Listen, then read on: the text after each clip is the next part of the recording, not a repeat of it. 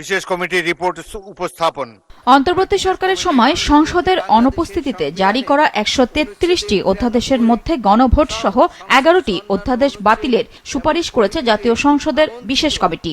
তবে এই কমিটিতে বিরোধী দলীয় ৩ জন সদস্য এ ব্যাপারে নোট অফ ডিসেন্ট দিয়ে অধ্যাদেশগুলো বহাল রাখার প্রস্তাব করেছেন। ৫টি অধ্যাদেশ, এখানে একটু কারেকশন আছে দ্বিতীয় প্যারাগ্রাফে, এখানে ৫টি অধ্যাদেশ সংলগ্ন খ উল্লিখিত ২টি অধ্যাদেশ, এখানে একটু কারেকশন আছে।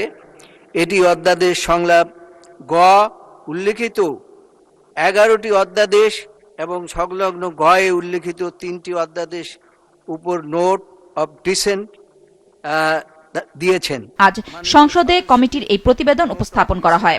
সংসদে উত্থাপিত এবং কমিটিতে প্রেরিত ১৩৩টি অধ্যাদেশের মধ্যে ৯৮টি অধ্যাদেশ উত্থাপিত আকারে এখানে সংলগ্ন ক, ১৫টি অধ্যাদেশ সংশোধিত আকারে সংলগ্ন গ খ এবং সংশ্লিষ্ট মন্ত্রণালয়ের মাধ্যমে সংসদে বিল উত্থাপনের জন্য সুপারিশ করে। বাকি ২০টির মধ্যে ১৬টি অধ্যাদেশ সংসদে এখনই বিল আকারে উত্থাপন না করে পরবর্তীতে যাচাই বাছাই করে অধিকতর শক্তিশালী করে নতুন বিল উত্থাপনের সুপারিশ করা হয়েছে। সেগুলো সংশ্লিষ্ট গ এবং ৪টি অধ্যাদেশ রোহিতকরণ ও হেফাজতের জন্য এখনই সংসদে বিল আনয়নের সুপারিশ করা হয়েছে সংলগ্ন গ। সংসদ না থাকলে সরকারের প্রয়োজন ও পরামর্শে রাষ্ট্রপতিকে দিয়ে অধ্যাদেশ জারির মাধ্যমে বিকল্প উপায়ে আইন প্রণয়নের বিধান রয়েছে।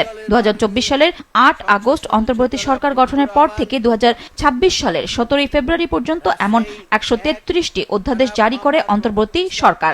১২ ফেব্রুয়ারি নির্বাচনের মাধ্যমে নতুন সংসদ গঠিত হবার পর নিয়ম অনুযায়ী প্রথম অধিবেশনের প্রথম দিনই সেগুলো সংসদে পেশ করা হয়।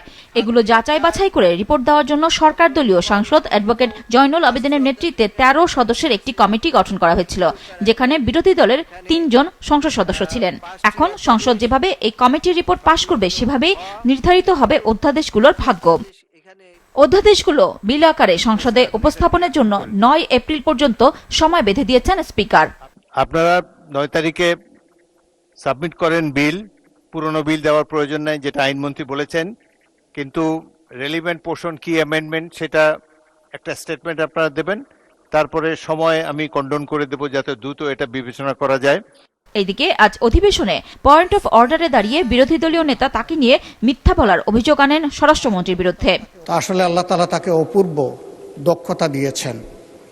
জাস্ট বোতলটা পরিবর্তন করে ম্যাটেরিয়ালসটা ঠিক রেখে তিনি সত্যকে মিথ্যা হিসাবে এবং মিথ্যাকে সত্য হিসাবে চমৎকারভাবে পরিবেশন করতে পারেন।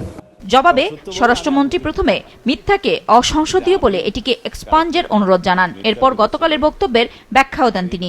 মিথ্যা শব্দটা অসংসদীয় হিসেবে এটা এক্সপান্স করার জন্য আমি অনুরোধ জানাচ্ছি।